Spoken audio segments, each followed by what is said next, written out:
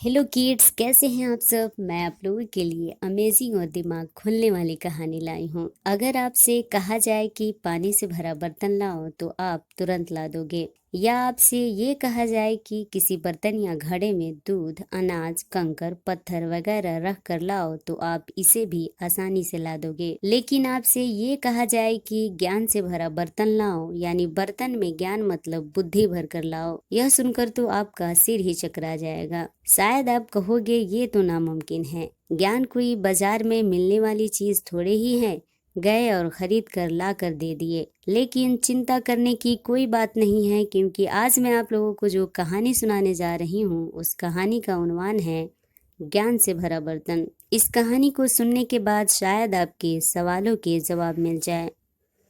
एक दिन लंका का राजदूत महान अकबर के दरबार पहुंचा। उसने बादशाह के सामने एक बहुत ही अनोखी मांग रखी। उसने कहा, महाराज, आपका दरबार कई बुद्धिमानों और विद्वानों के लिए जाना जाता है।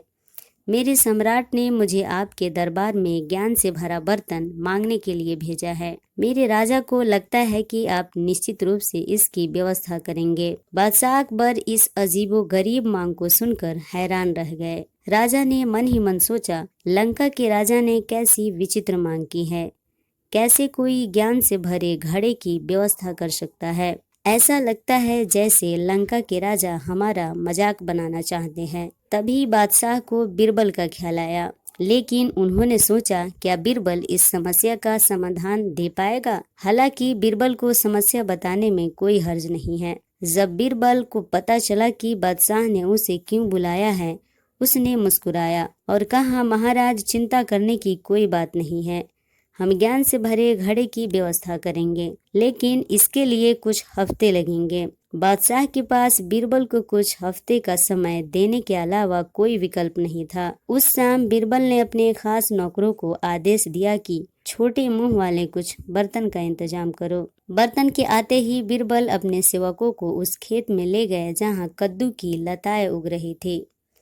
उसने एक बर्तन लिया और उसे कद्दू के फूल के ऊपर उल्टा संतुलित कर दिया। फिर उसने अपने नौकरों को बाकी बर्तनों को भी इसी तरह से रखने का आदेश दिया और बीरबल अपने नौकरों से इसकी रखवाली और देखभाल करने के लिए कहा। निर्धारित समय बीत जाने के बाद बादशाह अकबर ज्ञान से भरे बर्तन की स्थिति जानने के लिए उत्सुक थे। बीरबल ने तुरंत जवाब दिया, हुजूर, काम लगभग पूरा हो चुका है।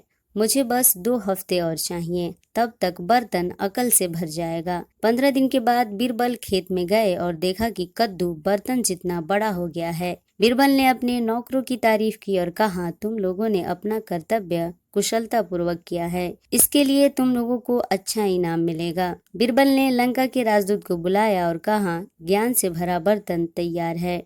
बीरबल ने ताली बजाई और उसका नौकर प्लेट में घड़े को लेकर हाजिर हुआ। बीरबल ने घड़ा उठाया और राजदूत को दिया और कहा, सर, आपके सम्राट के लिए यह तोहफा है, लेकिन एक बार जब आप बर्तन में ज्ञान का इस्तेमाल कर ले तो कृपया इस कीमती बर्तन को उसी अवस्था में हमें वापस कर दें। राजदूत ने पूछा, श्रीमान, क्या मैं ज्ञान का फल देख सकता हूँ? बीरबल ने हाँ में सिर हिलाया और कहा, यदि आपके सम्राट को कुछ और ज्ञान की आवश्यकता हो तो हमारे पास ऐसे 5 और बर्तन तैयार हैं। लंका के राजदूत ने मन ही मन सोचा, हम कैसे भूल सकते हैं कि कोई भी बीरबल को बहस और बुद्धि में हरा सकता है। जब राजदूत दरबार से चला गया तो बादशाह अकबर ने बुद्धि से भरे बर्तन को देखने की इच्छा जाहिर की। बीरबल ने तुरंत बर्तन मंगवाया। बादशाह अकबर ने घड़े में झांका तो उसके अंदर एक कद्दू था। बादशाह अकबर अपने हंसी को रोक न पाए। उन्होंने बीरबल की पीठ थपथपाई और कहा, मुझे यकीन है इस फल को प्राप्त करने के बाद लंका के राजा को ज्ञान की कभी कमी नहीं होगी। बादशाह अकबर ने बीरबल की केवल तारीफ ही नहीं की, बल्कि उसे एक मोटा रकम इनाम में दिया। उम्मीद है आप लोगों को कहानी पसंद आई होगी।